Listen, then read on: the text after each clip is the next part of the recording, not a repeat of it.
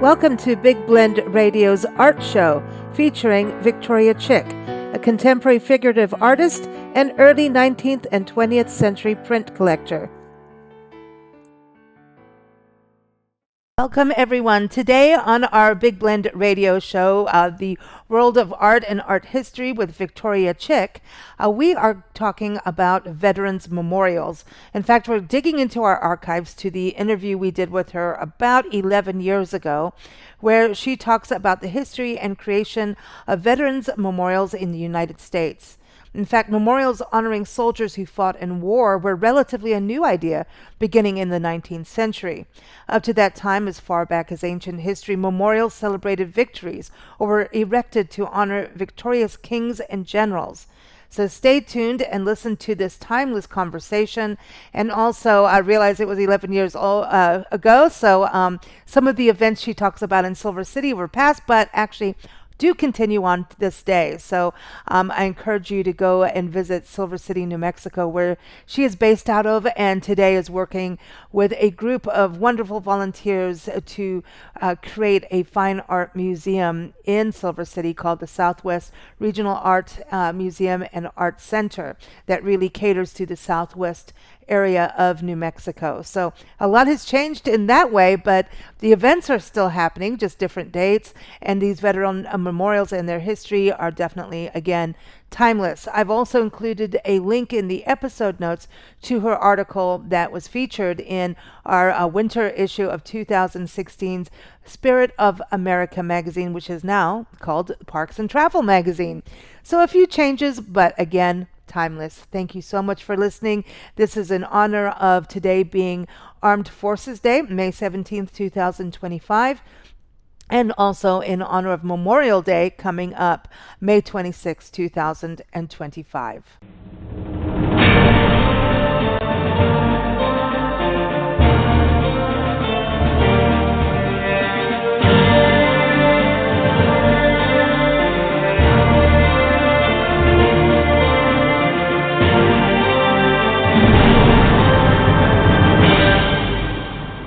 Well, Victoria Chick is a contemporary figurative artist and early 19th, 20th century print collector based in Silver City, New Mexico, and she's joining us on Big Blend Radio's Way Back When History Show to talk about veterans' memorials. How were they created? What started it? And also just the funding of them. Who said, hey, we need this, and how did they get it done? Now you can learn more about Victoria. Go to her website, victoriachick.com. And you can also read her articles and listen to past interviews in Big Blend Radio and TV magazine. Just go to bigblendmag.com. And her article about veterans memorials will be in our fall 2016 issue of Spirit of America magazine, which is our publication covering national park units and their gateway communities. And to learn more about that, go to nationalparktravelplanner.com. Hey, Victoria, how's it going? Well, it's going okay. In fact, I was just outside feeding the horses, and when you go out to do the horses, you never know what's going to happen. so I know all about that. Sometimes they get in trouble, you know. Well, that's a good segue from our first guest, Christy Wood, who was talking about, going on the Chief Joseph Trail Ride. It's like a 1,300-mile trek, progressive ride. I know that you do this too. You do a trail ride in the Silver City area of New Mexico. Well, we had a competitive trail ride just a few months ago. Yeah, it when you ride a long distance, you start knowing your horse better, and your horse gets to know you better, and you learn a lot about what it takes to go a long distance. And so my hat is off to those folks that do that first ride. I really just, listening to her, I'm like, oh my gosh, they're walking through history, but her whole thing was, you're in the history part of it, but the connection between you and your horse is so big. Like the horse, she was like, the horse right. was feeling the energy of the history of the land. Do you feel that? Because Silver City area, Southwest New Mexico, your area is super rich in history. I mean, when you're out in areas, I bet you find Native American artifacts even. Well, yes, you do. I usually leave them when I find them, because that's their resting place, But we're so close to Fort Bayard and there are so many trails that were associated with that between Fort Bayard and Pinos Altos, and the Continental Divide Trail. So I mean, you see old cannons, you see horseshoes, mule shoes that are really old, probably close to 100 years old, and they'll work their. Sometimes they're buried in the mud, and they just sort of work their way out, depending on the weather. So it could be really those monsoons that we know about, these monsoon rains that we've been having. Hey, by the way, I know yesterday we had a major monsoon. Did you get any of it? We tried to send it your way. It looked like it rained. It rained probably about 10 miles north of us. There was a really good-looking storm up there, which benefited somebody. But we didn't get any here, and that happens a lot. When toward the end of the monsoon season, where there will be these big thunderstorms, but they'll be kind of spotty, and you never know whether they're going to be in over you or not. I wanted to touch on Fort Bayard because I think it was the very first time we went to Silver City, which is you telling Nancy and I, get over to Silver City. You've got to come out here. And one of the first places you wanted us to see, I know, of course, the Gila Cliff Dwellings National Monument. Everyone is just a place you must go to. Speaking of history and Native American history, and it's an incredible story out there. But Fort Bayard, to me, it also touched us very much in regards to that you've got a lot of history packed into that. And I know it's right around the corner from your Cow Trail Art Studio. I would almost consider that almost like a veterans memorial. I know that's what we're talking about today, but when you think about living history, that place, when we walked in there, because there's the hospital and there's the living quarters, and there's Buffalo Soldier history there too. To me, that touched me, like just in ways you can't explain it when you feel it. It's just right. It is. I understand what you mean. Right. We have a really great local historical society that takes care of Fort Bayard, and they have a museum in one of the officers' living quarters. They've put markers out where all the buildings used to be, and they have photos. So you could take a tour of what the fort used to look like, which is kind of neat. And the interesting thing, I'm glad you brought this up, because they're doing this under their own steam, and and they take care of it, they maintain it, they raise the money to do that. And this is not unusual, because when I was looking at monuments and memorials that have honored various events and people in United States history, it's never the government. I shouldn't say that. One time it was the government that put up the money, and that was the very famous statue, the kind of almost iconic statue of the Iwo Jima, where all the people are leaning up against putting the flag up, and that's the only one where the government actually put the money up for it. But and they did that because a private individual contacted his congressman and convinced him that this is the right thing to do. But all the other ones, from the Revolutionary War to Vietnam, have been begun by private individuals and people sending in money because they believed that this thing needed to be memorialized. And I think that's really impressive. I think so. That just tells you about how the families are feeling, how the friends are feeling, how the communities are feeling about their friends and family going out there and serving for us, whether it be men or women. And that memorial, I believe that's the U.S. Marine Corps War Memorial that you're talking about. With and there's just some great photos out there. People should see it. In fact, there is someone who kind of duplicated that out in Wonder Valley outside 29 Palms. They kind of have a similar similar. Oh, I could be wrong. It's one of those desert roads. I could be if it's there or it's going to be outside. Now it's going to mess with me. I'm going to be wrong. Yeah, I'm always wrong on these things. But you travel too much and you start seeing everything. Right. It's there or it's going to be. And I do believe it is actually Wonder Valley. I saw it out there because it makes sense with it being a Marine Corps area. Actually, yeah, I was going to think it's that or it's out in Nocatee Wells in Southern California outside Anza Brega Desert State Park. But I really do believe it's out Wonder Valley. It's kind of just a replica of that. And of course, 29 Palms is a Marine Corps town, so I really do believe it was there. And that is a famous sculpture and statue. And I always think, and I'm actually starting a series of articles on this about sculptures and statues. Because a lot of times we see them and we don't know the story behind it. And I just want to say, if these sculptures could talk, if these people could talk, and it was something there, and sometimes it's like we need to know more than a sculpture sitting out somewhere getting covered in dirt or whatever. We need to know more of why they're there and who that person is behind that. And I think when these were created, it was so that it was a memory, because what if it didn't get into a school book? What if it wasn't taught or the information wasn't passed down? How do we keep those stories alive? And it's one of those immediate protective ways, but it's also a way to honor the service of these men and women. Well, but I think you're right. You're definitely right. It keeps a memory alive, and if the memory is alive, there's a story. There is a story behind it, and I think that's really important, especially since in school, history is sometimes glossed over in the early years of the United States. It isn't because I guess there's just as time goes on, there's more stuff to learn, more stuff and some of it is contemporary, and so. A lot of the things that happened a long time ago kind of get glossed over. And so having the memorials that people can visit is very important.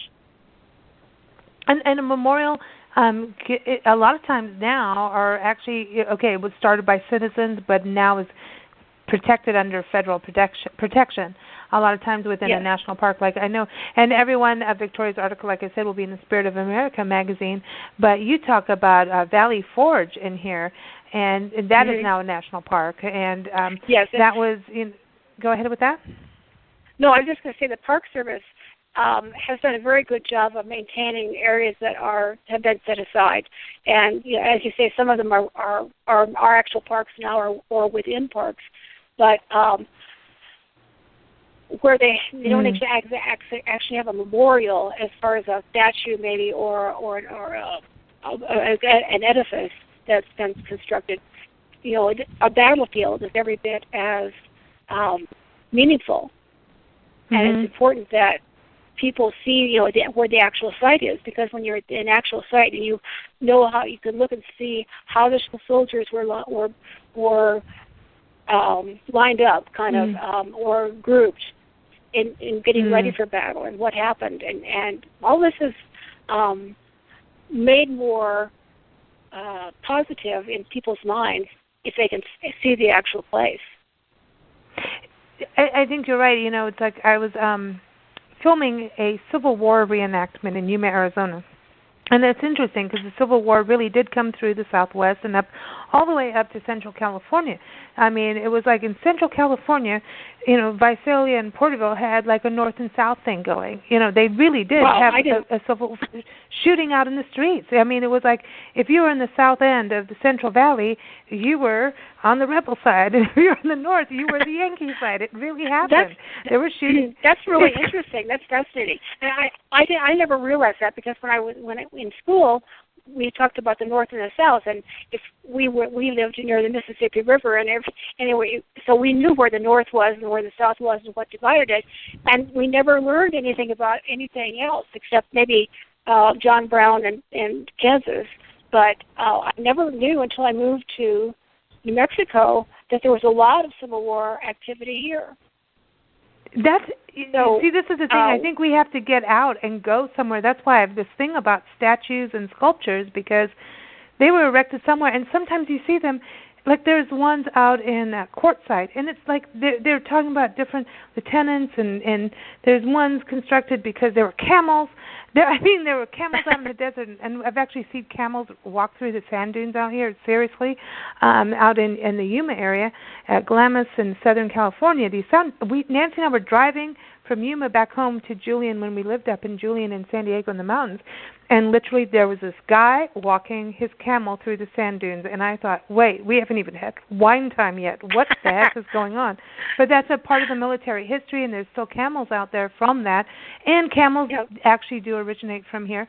But if you go historically, there's this whole history of that. But when you look at some of these sculptures that aren't in these protected sites, they end up, like you see these historical markers on the side of the road, and I feel like they're so neglected and not taken care of. So I want them to be in some place to really protect them somehow, or I just want people to pull over and read that sign and find out what was it about, who was this sculpture made for, or this, what was this memorial for? Because there's a lot of memorials that are just roadside, and we don't have any clue. You know what I mean? Unless we get out of the car and check them out. Are you familiar with the Eclampus Vitus organization? I beg your pardon. I know it sounds like a disease, but it's not. I know. It's an organization. It's in California.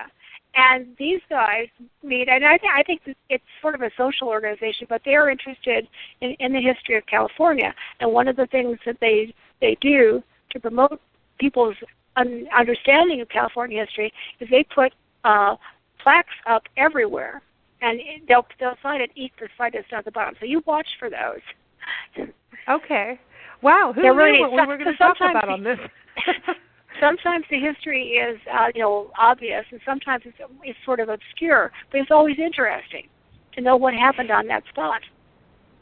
Something happened, and then when you stand there, like, you could have cars whizzing by you on the side of a road, but you're like, dude, this went down here. Like, there's outside of Tucson in the Dragon Mountains. There were, I know from a historian that we've interviewed, Robert Smith, over the years, Bob. There was like, you don't know until you would get into his books, and there's sometimes no markers, but you stand at the railroad crossing in Dragoon in the middle of nowhere in the desert, and man, it was one of the most brutal railroad robberies ever happened there. And the guy got out, and there's all this stuff, and it's all part of 310 to Yuma in a weird way, but it's or the same line, I should say, railroad line, and you're standing there going, man, this stuff happened right here. I mean, someone went down here. I mean, did they fall where I'm standing? There's a trippy thing about that. But, so veterans' memorials aren't normally, well, not always, where a battle happened, but then some of them are where battles happened. And that's another way of it being a memorial. I mean, look at Gettysburg. The whole thing, to me, that whole park is a living memorial. And I say living because they do reenactments there. They're trying to keep that going on that side, and I can't wait to get there. So I've not been there, but we've done so many interviews of it. I feel like we should be there already. So there's different ways of memorials being, right? Because even in your article, you talk about hospitals being a memorial.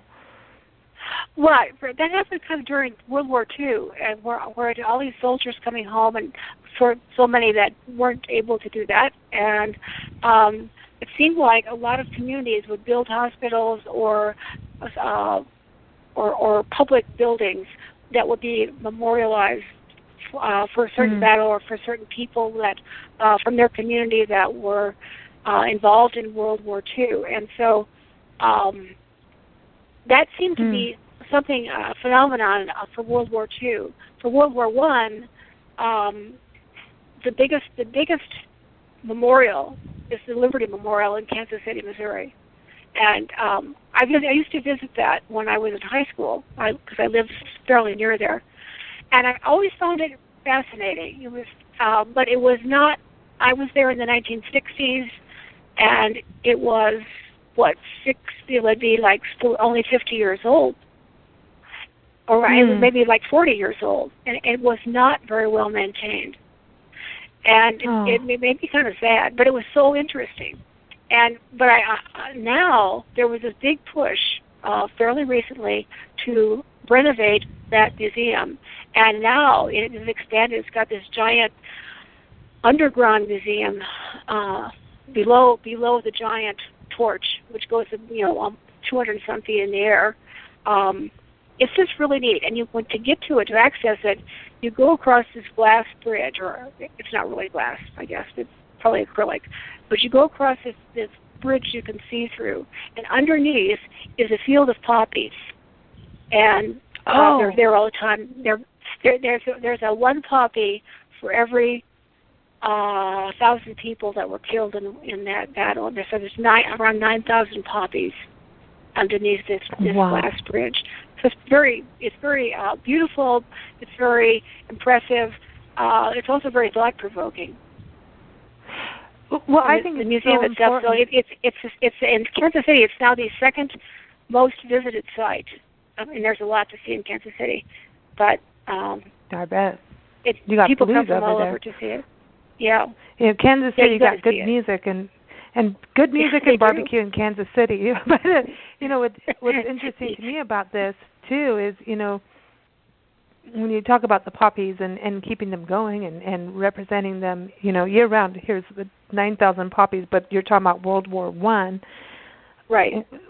Through the interviews we've done over the years with different historians and history buffs and just even in our park visits and gateway communities, what we've found is, which I'm glad to hear that this is like one of the top visited places in Kansas City, we found that World War I is almost forgotten, just like the Korean War. It's like it didn't happen. World War II was the big war, but it used to be World War I was called the Great War because it was supposed to end all wars. And then World War II happened. That didn't work out, did it? No, it didn't. So when you think about, like, if we didn't have memorials, I mean, it's another, like, kind of peg to say, hey, don't forget this happened. How many world wars do we have to have? It's like, hello, this happened. A lot of people lost their lives, and so I think it's important. And the poppies are important.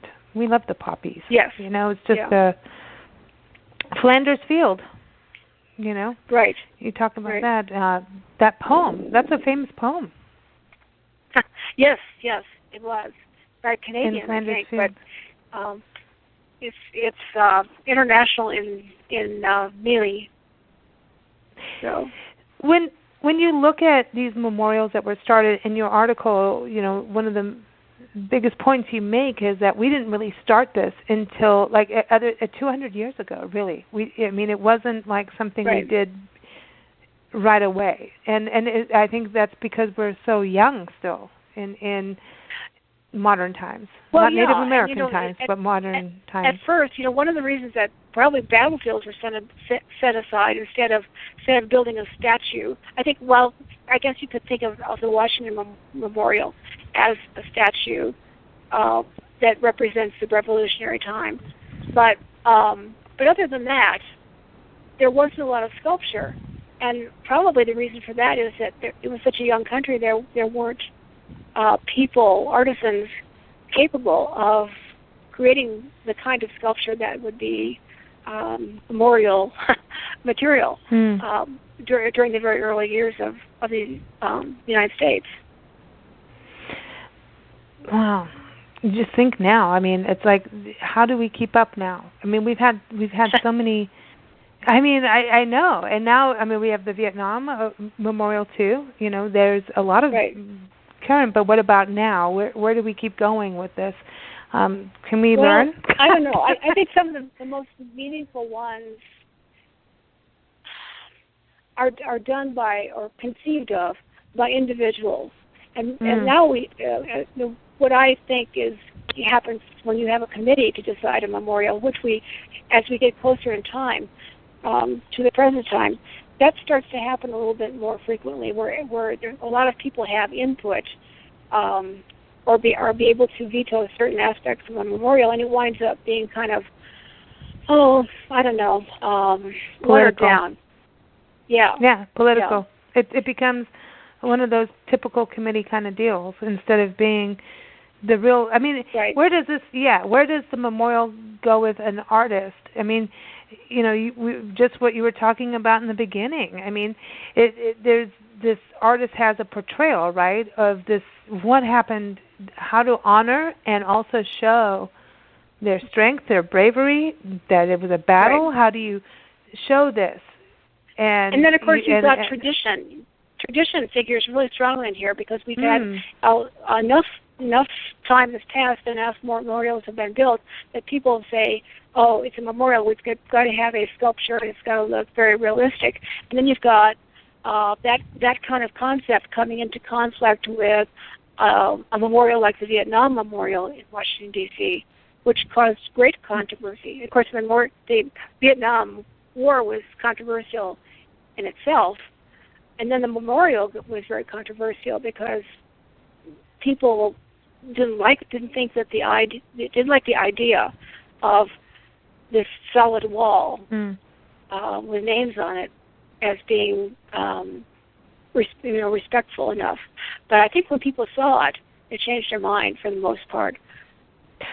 Well, although Vietnam, it was such a controversial thing as it was because of the draft, and then when people got drafted and came, and some there were the Dodgers too, and then people that came home from war, people went against them, which was hey, they had no choice, they went there, and so it was such a mixed vibe. I wasn't here at that point, but from everything I've read and interviews and everything, it's just like, wow. I mean, I know from experience, just as a young girl, friends having to go off and fight, just mandatory. As soon as men came out of high school in South Africa, you either went to college right there and then for 5 years, or you went into military. And if you picked the wrong time of military, you ended up fighting in Angola. And that's what happened for friends of mine. And then even when we left South Africa at that time with all the riots, I had friends who were smashed in the face with bricks. And I mean, we went through that a little bit. You can't. I'm not going to compare wars, but if you get into African wars, it's a whole different deal. Is all I'm saying. It was not easy. It was not cool. None of them are cool or easy at all. Just it's a different.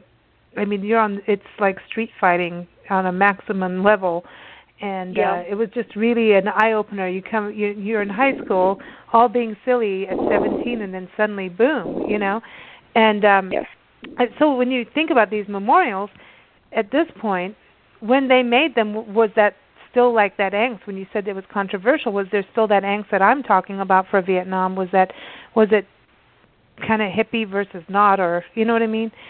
I don't think it was as clear. I shouldn't label that. I didn't mean to, everybody. No, that's okay.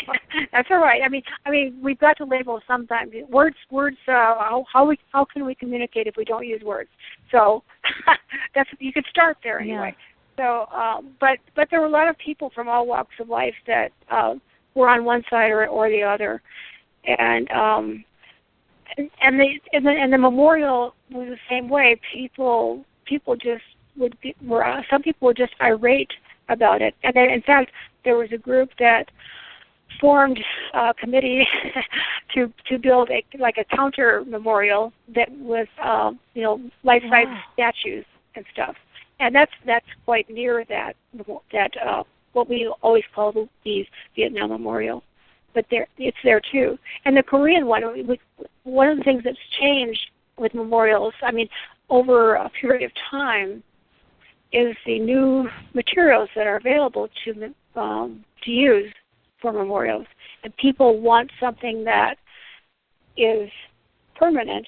They want something that looks costly, that is beautiful. So that's why bronze and marble and so forth have always been used. I think it's the Korean War Memorial. There is a granite wall. There are granite walls in that one too, and they have done photo engraving on the marble, so that you have actual pictures of military personnel. Wow. so that's So you actually get that that connection between people going out and fighting. And I think that's the important part, is that these are the people putting the names, seeing the list of names. I mean, it you know, when you watch the news, you hear so many troops were killed, you know, whether it was Afghanistan, Iraq, wherever it was. Yeah. You hear but this, and it becomes anonymous. a number. Yeah. Yeah. Yeah. And when you see Do you faces, think it's a lot different. when with memorials, like even going back to the Vietnam side of things, do you think memorials unify people in a common understanding of life and death? I think to a large extent they do.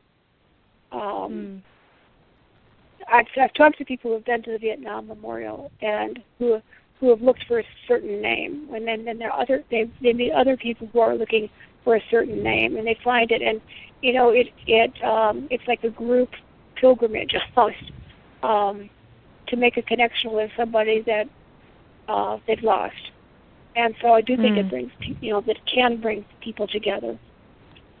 Another thing that I find interesting is that you hear a lot today. You hear people say certain phrases. One of them is "freedom is not free." You've probably seen that on bumper stickers and stuff. But that slogan comes from the Korean War Memorial, and probably most people don't even realize that. No, I didn't know that. I did not know that, and you see it.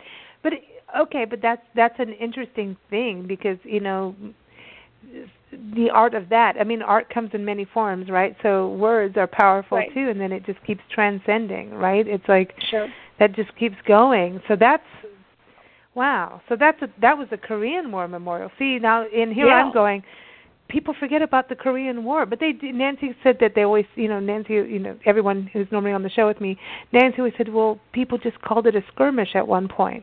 That's what it was. Yes. It wasn't even considered a war. Or, there were a lot of words they used other than war. Conflict was one. Yeah. So it's better. I mean, to me, the fact that there's a memorial holds it true that this happened. People fought. Right. And freedom is not free. And Yeah, and another interesting thing about the Korean War Memorial, I'm glad we're talking about this, because I think it gets not brought into the fore very much. But the man who was sculptor that, he wanted to express how cold it was in Korea during most of this conflict years, and so he made the statues. It's like the statues are like a troop of people going out, kind of. They're not engaged in battle, but they are very wary, because they might step on a landmine, they might run into other armed soldiers. So they're kind of creeping along quietly. And so he's tried to express that, and he, instead of using bronze or marble or other kinds of stone to do this sculpture, he used stainless steel, and it has a shiny quality to it. And so they're dressed. These figures are dressed in the warmest clothes that you can imagine, and going through the night on this patrol. And then at night, in the park, they shine lights on this, so it is a very almost ghost-like. It's very eerie. Because when you think about stainless steel, like you just pick up your fork, look at it. Yeah. When your pots, pans, pick it up, and there's that shiny quality, like you're saying, especially when it bends. So it gives almost a movement to the people. Right. It's like it gives like movement to the form through light. Yeah, right. So anyway, which is your quality. That's your quality as an artist. No wonder you picked up on that. That's your thing about how people move. Yeah. That figurative moment. Yeah. Wow. So I wanted usually there's kind of a delay between the time of the end of a war and the time that a memorial is erected, whatever the memorial is. I guess people would have to clear their heads a little bit and get some distance from it. Well, that's a good point, because you have the war, then people come home or don't come home. Everybody has to. Right. I mean, it's a community. And the community is not always in the same place. I think of that after living in military towns, and even here in Tucson. Folks going out, coming back in, and the reality is this kind of war. People are actually, their homes are spread out across the country, right? So there's right. and I think again, this is where the memorials are a big part of a place for everyone to go, because sometimes even between military and civilians, which that's what happens. We all get these labels. You're military. I'm a civilian. There becomes this barrier of communication. Yeah. And when you go to a memorial, just like a graveyard, you go to visit someone in the graveyard. You go to sit down and kneel and talk to them. It really doesn't matter who, what, or where, but there's a connection to that soul that has been buried there, or if they're in different places, it doesn't matter if they've been sprinkled with their ashes somewhere. There's just that we want to connect and honor and remember, and not let something like those memories go away. So I think there's that too. So when it comes to a memorial, you all gather, and if you bring kids, which they have to, there's a way of teaching kids too when you go there. So I wonder about the artwork that they use, or even in the sculpting of everything. Are they thinking about the message that it's sending out to the younger children too? Because they learn about war sometimes through that first. That might be their first thing that they learn, like Grandpa fought in this, World War II, or great grandpa at that point, maybe now, or it could be, hey, Daddy now, it could be, or Mom, at this point, because we have men and women fighting. So I wonder if there's like that thought process too about what is going out to the younger generation when they create. I have no idea. I think you said it's committee. I don't know, because I've never. When you've got a public commission, I'm sure you approach it differently than if you're just sitting down to do something on your own. And education might be a part of it, but I don't know if they express it as education as is that education is what happens because of the thing. I don't know if it's whether it's a planned thing or not. Is what I'm saying.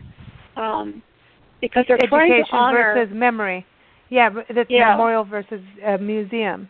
There's two different things, but they normally end up in some way having a museum connected. Like the World War II museum you talk about in your article was, again, also a tribute to the Great War too. And that is interesting, and that was in New Orleans. That museum. Right. Well, actually, there are two World War II museums, and one of them, or not museums, memorials. One of them is in Washington D.C., and it's kind of your standard kind of memorial, and it's very nice. But the one in New Orleans is a memorial and a museum, and that was a grassroots thing, because apparently on D-Day, the amphibious craft that got the Army and the Marines and all the people across the Channel and into France, those were all manufactured down near New Orleans. And so those people that lived down there wanted the not just the military, but the people who helped the military do their job to be remembered. Wow. So that's the whole thing. That is something that, you and I have not gone through a war. The war was ending as I was being born, so I never had any deprivation, I should say. I always had food. I didn't have to think about not being able to put butter on my toast or anything like that. But there were everybody in the United States pulled together in World War II, amazingly, and everybody in Europe pulled together and sacrificed a normal life to provide food and provide ammunition and stuff to the troops. it's also when women stepped up and said, "Hello, we've been sitting here wanting to do this for a while. We could do these other things." There was World War II brought out a lot of different things, and then afterwards, everybody got giddy and happy. It was like, "Yay, we're fine." But when you talk about the world coming together on this, it was like a world war, but a lot of everybody came together too. There was a lot of alliances being made, so that was a good thing. Nancy always says that we're only going to have peace on Earth when the aliens decide to just attack Earth. Then all of us will just get over our shenanigans and just get together. Nice. It's coming, people. It's coming. But I think the memorials are important, and I do want to go back to when this actually started. The beginning of the idea of the memorials, and you were talking about it's like even it kind of started. The Revolutionary War Monument was kind of one of those beginning ones, right? Right. And of course, people that came from England were used to having memorials, so that wasn't the idea wasn't foreign to them. And we were a young country; we didn't have money to throw around, so I think that was one reason they set aside places, and people would visit these places, and we'd talk about the sacrifice that people, soldiers, and everybody had gone through during the Revolutionary War. Wow. Well, Victoria, are you ready to get into the time machine? Oh, the time machine. You have not been in there for a while. It's time. We're putting you in. No. Get in the time machine.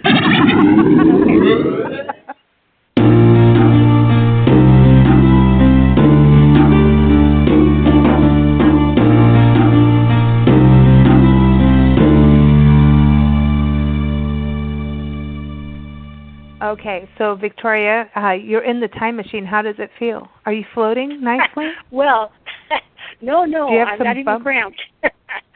Oh, well, good. I hope you have a full bar. I want to know where you want to get out. Is there a specific place, time frame? Well, I want to get out. I want to get out in 1921, and I want to be in Kansas City in 1921, and that is when the World War I memorial was dedicated, and there were people from all over the world gathered between Union Station and the hill on which the Liberty Memorial was built. And of course, I said there was no government money. The kids, raised pennies for this, to construct this thing. But the interesting thing was, it turned out to be so much of a monumental occasion that the President of the United States showed up, and the General de Gaulle showed up, and General Foch, and let's see, who else? General Pershing, and several other, the Spanish general, and I think a general from Brussels showed up. Anyway, it was a big deal, and it was the war to end all wars, and anyway, it was. I would love to have been there. There were hundreds of thousands of people gathered on the lawns, and after seeing it, 40 years later, when it was just like deserted, and then hearing about the transformation recently, I would like to have been there at the very beginning. That's cool. I agree. That would be interesting to see and get the feeling. And that's what you were talking about. Like, you get the transformation later, and like sometimes things get forgotten, and especially historic sites. I think, it's like one of the most important places we've been to in the national park tour that we're doing is Fort Bowie. It's not far from you, and it's in southern Arizona. And it was, here's this fort, and it was part of actually stopping the Civil War with the California column coming through. with the right guns. I mean, it really was instrumental, and then it was also part of the Apache Wars. And you could stand in a place where the Butterfield Overland Stage Route came through, the Apache Wars happened, and just around the corner is Geronimo's grandchild, the fourth grandchild, is buried. And it was this all in one circle. And I'm like, holy cow. And Geronimo came down this hill, and this is where they got him.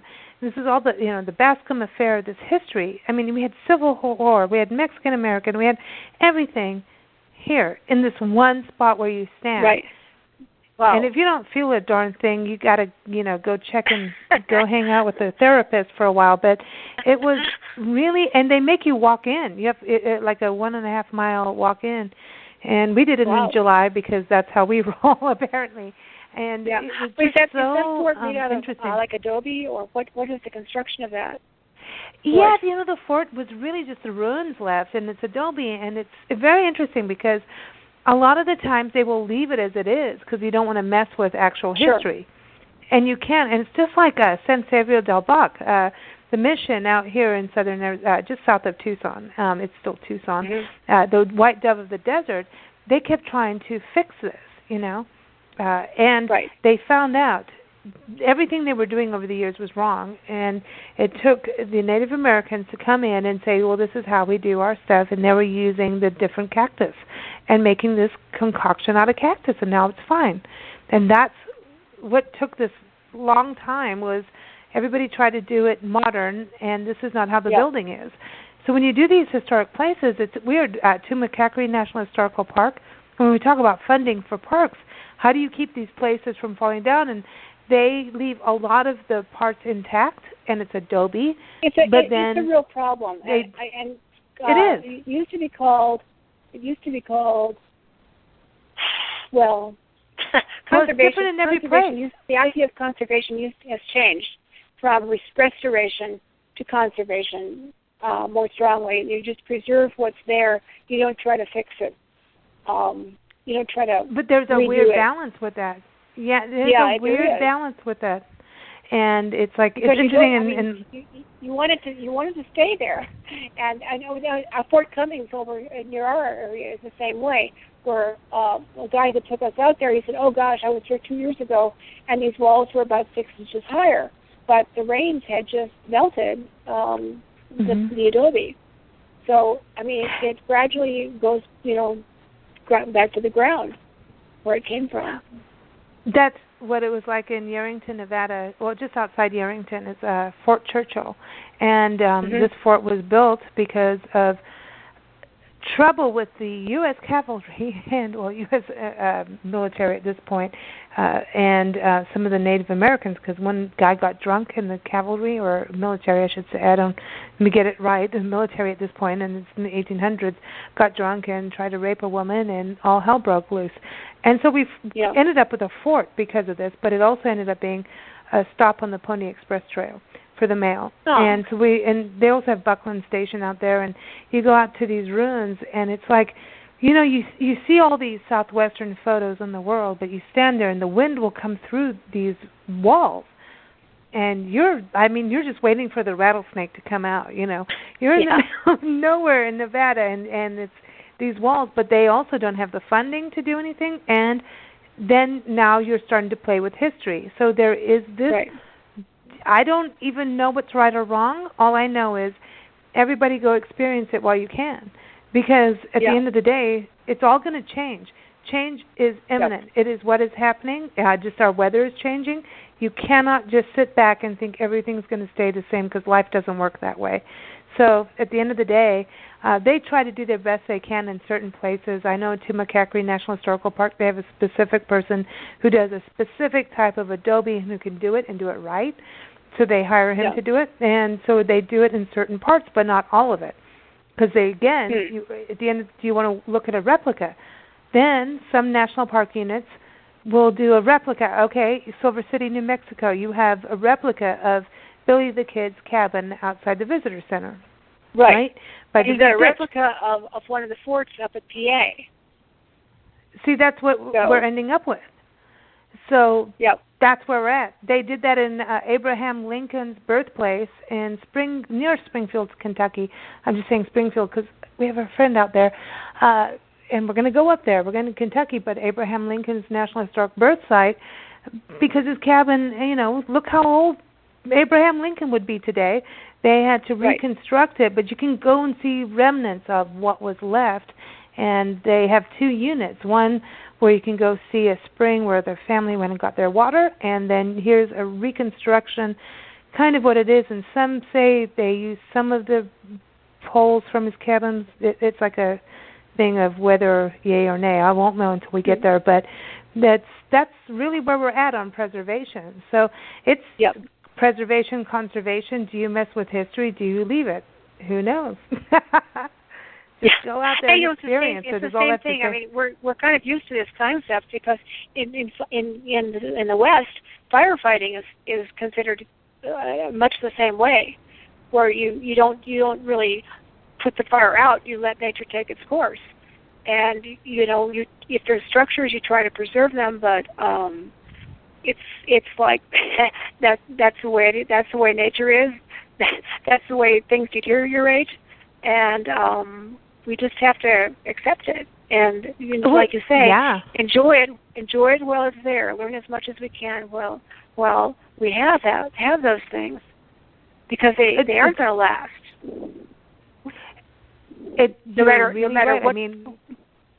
No matter how good the materials are and how carefully they're constructed, it's all going to disappear. That sounds really cheery, doesn't it? I know. Welcome to way back when. We're all gone now. We're in the alien age now. Well, no, it's true. I mean, Sequoia National Park, they actually set prescribed fires because that's naturally what happens, but they can watch what's happening, and they do it because, I mean, if you don't, then the sequoia will not actually give birth to its babies. At the end of the day, you have to, you've got to let nature do what it's doing, and if you can't mess with her, you know what I mean? It's like you can't, because we are still encroaching, so there's this balance of coexistence, there's a balance of conservation versus preservation. Yeah, what a good conversation. Who knew we'd get into that today? There you go. We always get into something, Lisa. I know. We never stay on topic, but I want to touch on one thing before you leave. I know in the fall season, I mean, you guys are busy already with art happening in Silver City, New Mexico, and everyone, Silver City is truly a true art town, and it's not commercial. It's not a commercial art town, and there's a lot of commercial art towns in the world, but Silver City is one of those that you can just go down the street, look at some great art, go have a really good plate of Mexican food. I mean, the food, when we talk about an art community, they have the art, they have the ambiance of an art town that's authentic, and then you can go into a restaurant and call that art too, and it's delicious. I mean, it's a delicious town. It is. But October is a big time for you guys too. I mean, you're getting in fall is a good art season. Let's put it that way. It is. You bloom in fall. The red. In fact, we've renamed it. It's the Red Dot Art Fest, and it's going to be 10 days long this time. It starts October 7th and goes through the 16th. So it's 2 weekends and all the days in between. I'm giving a lecture on how to collect art on Monday. Oh, shocking! Day. Shocking, yes. And but there's all kinds of things going on. Besides all the galleries being open, all the studios open for tours. There is also art movies being shown in our brand new Philco Restored Theater. There will be demonstrations. There will be workshops. Some of these things are free. Some of them have a slight fee. But anyway, there's something going on all the time, and there will be a schedule printed. You can go online to silvercityart.com. Oh, okay. Silver City Art, everyone. So check out the schedule. Okay. So we're really excited about this. We've never done it this many days before. So all the artists have marshaled their resources and their energy, and are all pumped up about the expansion of the event. Well, I think it gives people time. It gives people time to also explore the area. I know we've talked about that before over the years with this event, but silvercityart.com, everyone go there.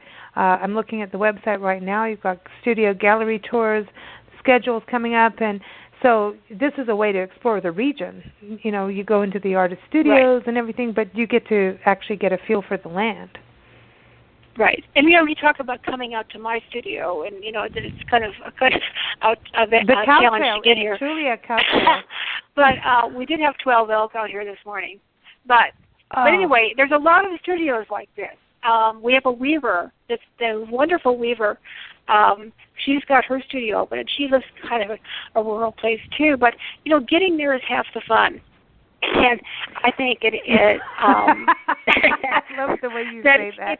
That is funny. If you believe that life is an adventure, then you will really enjoy this event. I love that. I love that. Getting there is half the fun. Well, welcome to our world. That is it. It's true. It's about the journey, the experience, and you listen. Go down that cow trail to see Victoria because it's cool and it's beautiful, and there are elk. And, we've seen all kinds, birds, too. I was going through, you're featured in Big Blend Radio and TV magazine in the fall with your Q&A on what makes Victoria tick. And I was going through some photos, and I had all these bird photos from being at your studio. So, it's like, I was like, wow, look at this. And I think they're towhees. I was like, I got to go look them up, but I didn't realize how many birds you have out there. So it's a natural experience, too. It's an art, nature, food, history, and Fort Bayard is around the corner, and everyone go to Fort Bayard. It's really fascinating. Silver City Museum is really fascinating. Also, the Western New Mexico University Museum is really good, too. So check them all out while you're there. Just cool, and go to the Big Ditch. If you don't go to the Big Ditch, well, you didn't go to Silver City. And if you have someone to ditch, that's the place to do it. That's good. Well, Victoria, thank you for joining me on the show. Nancy says hi, and I'm glad we can make this happen. I know we've been trying to make this one segment happen, and it happened. Yay for us. Yes. We can all have wine now. We got through it. And no storms. Okay. Well, hi to Nancy, too, and we'll talk to you soon. And hopefully see you soon. Everyone, victoriachick.com is the website to go to look at Victoria's work and also her early 19th and 20th century prints that she collects. I always laugh. You got to be nice. And if you really like her prints, like one of them really resonates with you, you've got to have that vibe. You got to connect with the print for her to allow you to purchase it from her. That's why I laugh about her talking about collecting art. She knows how to do that. And but anyway, victoriachick.com is the website to go to. And also for Silver City, it's silvercityart.com. Go check that out for October for the Red Dot tour. And also her article about Veterans Memorials actually covers a lot more than what we've been talking about today, is going to be in this fall issue of Spirit of America magazine. And learn more about that, go to nationalparktravelplanner.com.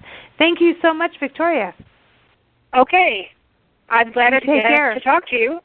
Okay. You too. We'll I don't know if that's our little private joke or not, but anyway, it all worked out. It did. Thanks. You take care. Okay. You too. Talk to you Bye-bye. soon. Bye-bye.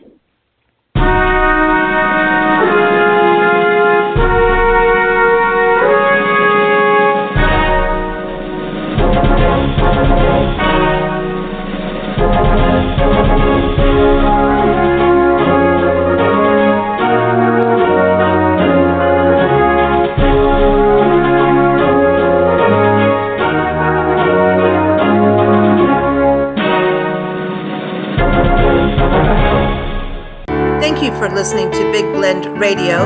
You can view Victoria Chick's artwork at victoriachick.com. Keep up with us at bigblendradio.com.